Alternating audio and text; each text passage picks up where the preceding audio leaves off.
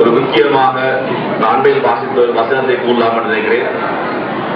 ஒரு சமூகம் தன்னை தானே மாற்றிக் கொள்ளாத வரை அதன் விதியை வேறு யாரும் மாற்ற முடியாது. அன்புள்ள மாணவர்களே, பெற்றோர்களே, இங்கு வந்திருக்கின்ற நண்பர்களே, கல்வி அறிவியலாளர்களே,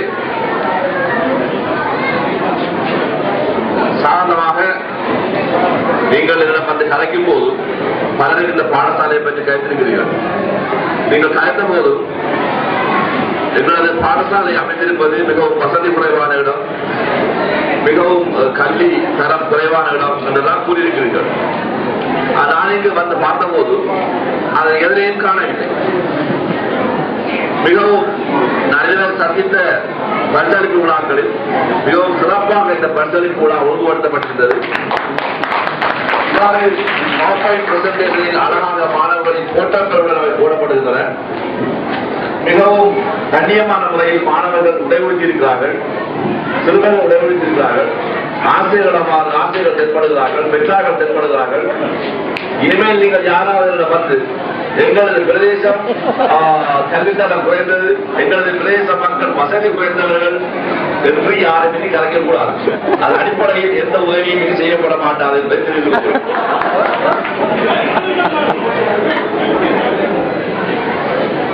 உண்மையில் ஒவ்வொரு பாடசாலையிலும் இவ்வாறான பரிசளிப்பு விழாக்கள் நடப்பது அவசியம்.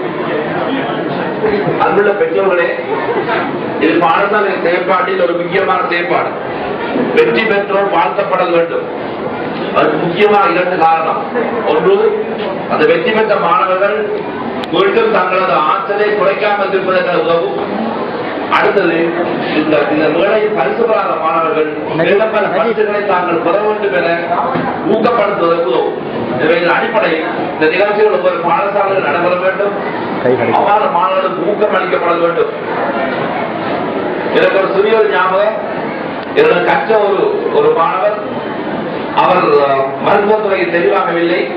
அவர் அடுத்த துறைகளுக்கு தெரிவாகிய பின்னர் என்னை சந்தித்தார். அவர் உண்மையில் கட்டிக்கான மாணவர்.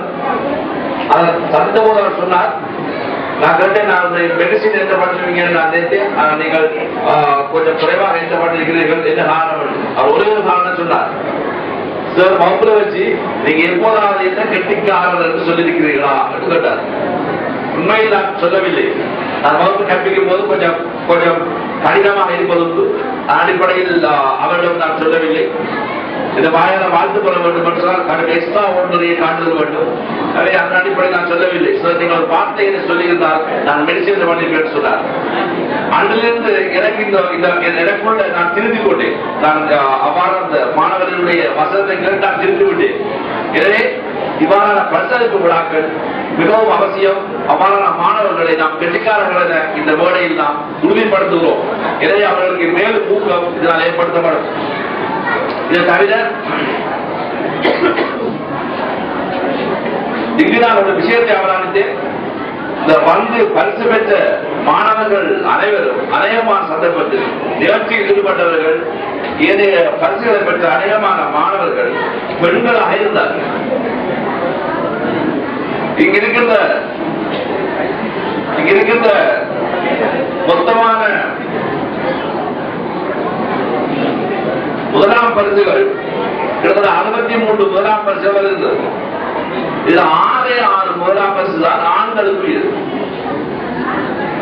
நிச்சயம் அவ்வளவு பெண்களுக்குரிய பரிசுகளாக காணப்படுது. இங்கு நிகழ்ச்சி நடத்திய அனைவரும் பெண்கள். கவிதை வாசித்த பெண் பிள்ளை, பாட்டு படிக்கிறது ஒரு பெண், பேசியது ஒரு பெண், அவ்வளவு பெண்கள். அதுபோல 2010ஆம் ஆண்டு ரிசல்ட் பெற்ற அந்த நல்ல ரிசல்ட் பெற்ற 5 பேரும் பெண்கள். அதேபோல பல்கலைக்கழகம் செல்லுகின்ற சந்தர்ப்பத்தில் 3 ஆண்கள் 2 பெண்கள். இந்த ஆண்கள் ஏற்கனவே எங்கே இருந்தார்கள் தெரியாது. பின்னர் பல்கலைக்கழக அனுமதி பெற்றவர்கள் 2 ஆண்கள் 1 பெண். நான் நினைக்கிறேன் இவ்வாறான இன்னும் சிறிது காலத்தின் பின்னர் இந்த இருக்கிற 1-2 ஆண்களும் இல்லாமல் போய்விட்டார்கள். எனவே இந்த பகுதியில் பெண்கள் கூடுதலாக கல்வியில் ஆர்வம் காட்டுவது இந்த பகுதிக்கு மிகவும் அநேகமான இவ்வாறான பாடசாலைகளில், அதாவது ஆண்கள் பெண்கள் கலந்து படிக்கின்ற பாடசாலைகளில் ஆண்கள் கூடுதலாக முதலாம் இடங்கள் எடுப்பதை நாம் அவதானித்திருக்கிறோம். ஆனால் இங்கு பார்க்கும்போது பெண்கள் அதிகமான முதலாம் இடங்களை தட்டிக் கொண்டிருக்கிறார்கள். அன்றைய பெண் பிள்ளைகளே, நீங்கள் இதை காப்பாற்றிக் கொள்வது வேண்டும். இந்த ஆண்களை ஒரு நாளும் நீங்கள் முதலாம் இடத்துக்கு வரவிடக்கூடாது.